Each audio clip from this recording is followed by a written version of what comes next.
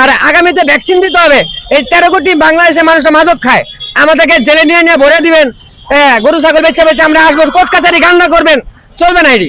আসসালামু আলাইকুম দর্শক, আমরা এই মুহূর্তে আছি ফার্মগেট এলাকায়। আসন্ন ত্রয়োদশ জাতীয় সংসদ নির্বাচন নিয়ে আমরা সাধারণ মানুষের মুখ থেকে কিছু জানার চেষ্টা করব। তো আমাদের সাথে একজন ভাই আছেন। ভাই, কি করেন আপনি? আমি গাড়ি চালাই। আপনার নাম? আমার নাম মোহাম্মদ পুনাম, আমি একজন গীতিকার, সঙ্গীত লিখি। ওয়াও, গীতিকার, সঙ্গীত শিল্পী।